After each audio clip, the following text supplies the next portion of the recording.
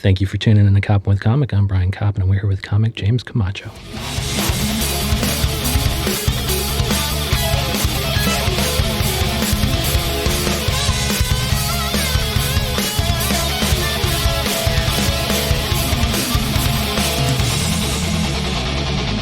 James Camacho, how the hell are you? I'm great, man. Thanks for having me. Oh, it's so nice to have you here on such a cold day. Thank you for coming in. And if people want to see you do stand-up comedy on stage in New York City, where do they do that?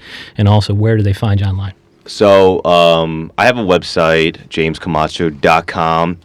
I have Instagram and Twitter at Camachbro, CAMACHBRO. He's such a bro. I do. I mean, he's I went to Rutgers. Frosted tips. He's got frosted tips. He's got the white hat that says Gig'em on it. You should see. You should see my pictures from high school and college. I have the spiky hair. Yeah. All my shirts. I cut off the sleeve, like the Rutgers ones. I cut off the sleeves. Like low too, so you could see like my love handles and my nipples. It wasn't even like showing off a six pack or something. It was just showing off. Like, I have a slim body. I'm not like ripped or anything. Okay. Nothing worthy of showing people. Of the cut that low of a shirt. That's funny. And so I mean, do you kind of cringe when you look back on that? You're much more stylish right now. Oh, thank you. Do I cringe? A little bit, but it's like everyone was doing it at the time, and it was. But that was like, it's like when it's weird because like when you dress like as outrageous as it is when you look back, that's what was like normal. Yeah. Yeah. And we look back like that was a fad, and I mean I've done every fad when I was in high school and so these days are you kind of going with the fads with comedy, or are you trying to blaze your own path? Like, are we getting a James Camacho show, or are we getting a James Camacho show? No, so I don't do any like character, okay. Like the bro character on stage. Yeah, no, I don't do that. Like, to be honest, like I wish I changed my Twitter. It wasn't Camacho Bro, but it's like it's already been ingrained, like. So I just keep it going. I don't want to start over. I follow you, and I would not have followed you if it wasn't Camacho Bro. Let me tell you. Oh, thanks. You draw certain people to you, and it's somebody like me, right? Yeah. So, what kind of stuff is, where are you doing stand-up coming up, and also kind of what stuff is making its way into your act now? So, I think about my upcoming shows. You caught me on a bad time because I got nothing coming up.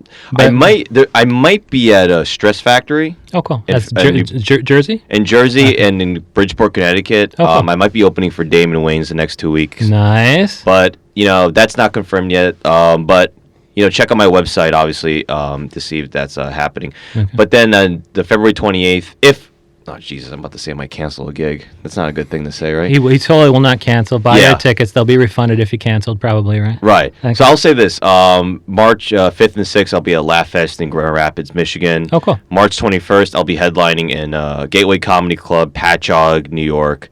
And then I got some road dates in May. I'm at Side Splitters in Tampa. I'm at Bananas in New Jersey. I opened for Kevin Farley, Lynn Coppola. So if you guys are a fan of those people, I'll be opening for them, so come see me with them. And I'm headlining my own stuff too. Just check my website. Yeah. And so what kind of stuff is going to make its way into your act? So I'm really an open book on stage. Like I'm so weird. Like in person, I don't really like say what like personal stuff, or like I don't really say how I feel or what's going on. But on stage, I just say everything. So that's kind of where my outlet is. So if I want to learn about you, I will go to your show. Oh yeah, everything's on stage is completely true. I just make jokes out of it. But yeah, it's all like stuff that's going on in my life. It's very I'm mixed race, so I talk about that. I talk about my wacky parents. I talk about my dating life. And so, we were going to talk about that a little bit. So, what is dating these days, and what can you say about it? Well, I have a girlfriend now. Really? Yeah. Is she anywhere close to here? No, I have no idea what she's doing. We don't communicate. We don't even hang out, honestly. She needs to go to your show to figure out what the hell you're up to. Yeah, that's. But yeah, how has kind of dating been for you, and what's your outlook on it? So, I mean, dating now, I think it's easy, honestly. Mm-hmm. Like, what? First off, it's like, if you're a guy, there's the bar has never been any lower. All you have to do is not be creepy, not send dick pics. Yeah. Just have a normal conversation. But I think guys get in their own head where like they're trying to they're trying to put on a show almost. Yeah, because you have to out guy every other guy out there in the Well, that's the dating problem. pool, right? If you just be normal and be yourself. Like I used to do this where I would text a girl and then I would like erase it and then try to think of something better. But then you end up just sounding ridiculous. And you're a stand-up comic. You probably have a facility with words, so you shouldn't have been doubting yourself with that at all. I know, but then yeah. Then it's maddening. Then you're just there for an hour just trying to write a response. But I think dating's easy because you can meet people at bars, and then you can meet people on the phone. So it's like you have two ways to meet people. Right.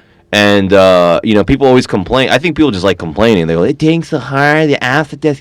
I mean, come on, everyone on there is just garbage. I'm like, you can bang people 100 miles away from you now. Like you never were able to do that before. But I mean, the voice kind of changed in that maybe dating is a different experience with the women, because you said the bar's never been lower for men. Yeah. What's the woman's take on that? Your audience member who's coming up to you afterwards, very irate because he says dating is easy. She might have a different opinion. What would she say? I would just be like, okay, maybe it's not easy because there are obviously weirdos out there, but it's like there's more options for sure. Yeah. That's what I would say. There's more options. There's more opportunities to meet people.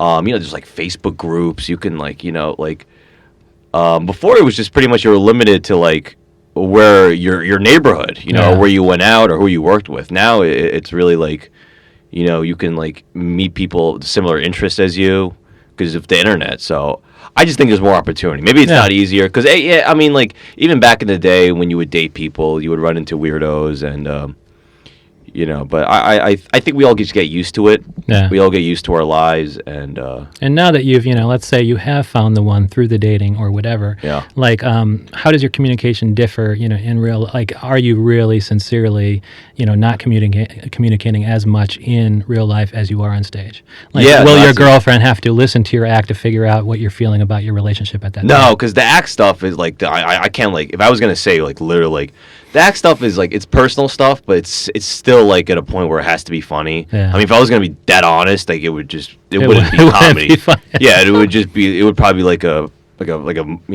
something I would read at a funeral or like or something. But no, I have problems with opening up in real life. Like, if I feel a certain way, like I bottle a lot. I keep it in. And then, so you have to find a partner who's kind of, first of all, you have to know that, so it's good you do. We gotta feel comfortable with someone that you can say it to. But even if you feel comfortable with someone, it's like it's not that I don't feel. It's not like the comfort level. It does help. It does makes it easier, but it's a me thing. It's like I get like I grew up in a way where like not like my thoughts weren't really welcomed. Is some of that mixed race? Like your parents kind of what's the race of your parents such that it might not be as acceptable to be so open? So my mom's Chinese and my dad's Puerto Rican. Mm-hmm. My mom, like, for most of my childhood, was a lot like, hey, you should play the violin, you should play the piano, you should be a straight A student, you should go to tutor. Just things I didn't want to do. All I wanted to do was play baseball. Like, and she let me begrudgingly play baseball as like a reward for like studying, or maybe you get a scholarship or something out of it. Right, I wish, but like I just never was able. So and then when I was growing up, I was kind of a loser. So like all my ideas were shut down, and I didn't feel like I had a voice. So it's all bottled up. And then my dad's not good. Like my dad doesn't like listen to anything I say at all. Like he doesn't have any interest. It sounds terrible, but it's like. He has his own problems. Oh, okay. So I kind of was like left out of the picture a little bit. And so the outlet is stand-up comedy. Like you found out that you were able to voice your inner life more comfortably on stage in front of strangers. That's funny, that's the whole thing about comedy. Is I could just say whatever. There's an audience. It's easy because there's an audience. They're held captive. They're all listening. They're like expecting something. Yeah. And you have a microphone. But yeah, I bottle a lot.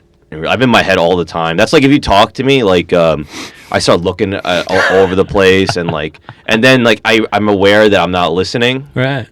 Because I'm thinking about half my brain's thinking about what I have, like my stuff, and then half my brain's trying to comprehend. So then you'll see me like my neck like snap and try to look, and then you're just like, what the hell's wrong with this person? But then on stage you have to be super focused, right? Or you're going to lose it. No, on stage I do you want your mind wanders on stage? No, it doesn't. Okay, that's you're super focused by the adrenaline on stage. Yeah, maybe that's why I like comedy so much. The feeling of like I guess it kind of like narrows it down because people are looking, they're expecting constantly, and I have to deliver. So I don't have time to kind of like wander around. Good. But it's also like everything I want to do is leads up to that moment. Yeah. All I want to do is I'm always thinking like, when's my next spot? Yeah. What am I going to work on? I want to do it. Then I'm up there because comedy it sucks that you can't like with a violin, you could just play it at home all day. You could play Twinkle Twinkle Little Star. That's an inside joke. But over and over again, you can get better. There's other people in the studio who got that joke. Right? Yeah, my girlfriend's sitting there. She fell asleep. But I love it because you're able to express yourself on stage, but you're also so focused that you're able to do so perfectly. Yeah. And they can see a Stress Factory, they're going to see a James Camacho across certain social platforms, across other ones, you're James Camacho Bro. And I want to know, if they're going to go to James Camacho Bro, are they going to see pictures of you with the cutout sides on your tank top? How you I got cut up your I got the PBTs there for sure. Yeah, you got to. But they can also check your show dates, and of course you'll never cancel. And if you do, you will refund their money. But those show dates are coming up at jamescamacho.com. Yeah. Are you also James jamescamacho.com? Okay. Yeah. So and then Twitter, Instagram, Camacho Bro. I have a podcast too. Oh, good. What's that? It's can I plug? Is there? No, I don't know. So I have a podcast called I'm Just a Kid. Okay. It's on everything. It's on iTunes, SoundCloud, not Spotify, but it's if you type it in Google, you'll find it. So what's the spin on that? The spin is so basically I just have guests on, and they bring their high school yearbooks, and I read what people wrote to them, and it gets very nostalgic, and like cool. I mean, girls most of the times cry on the podcast, and then guys get Guys are all fun because at the end I always ask people, what would you change? And the guys are always like, I wish I just talked to more girls. Wish I got laid more. And girls are just crying. They say. And girls are just like, girls are always like, I wish I wasn't so insecure. It's usually, but I have a lot of comedians on, so I'm trying to expand. I'm trying to have actors. Okay. I'm trying to have normal people, so I'm not getting the typical, Yeah, the typical answers. But I'm just a kid, and they can find that by Googling it. Or is that also available via your James Camacho? Yeah, like you go to Instagram, Twitter, everything's there. Like I have a link to the most recent episode on my Instagram always, and the show dates. I have a couple like my next couple weeks of show dates are on my bio. Okay. And then I post funny clips all the time from the shows, and come see me, and I'm very nice too. I follow everyone back that follows me. I try to be I like to be accessible. And that's why the Instagram followers love you, because you post clips and stuff like that, and hopefully we can see the throwback picture of you just when you're at Camacho. It's not that far down. Just scroll a couple. And it wasn't that long ago. And every time I go to Stress Factory, because I went to school at Rutgers, and Stress Factory in New Brunswick's at Rutgers, I always have some dumb post where, I'm at Rutgers again. Then I'll have like one of those stupid Throwback Thursday photos. I love it. Thank you so much for coming in, James Camacho. Thanks for having me, Brian.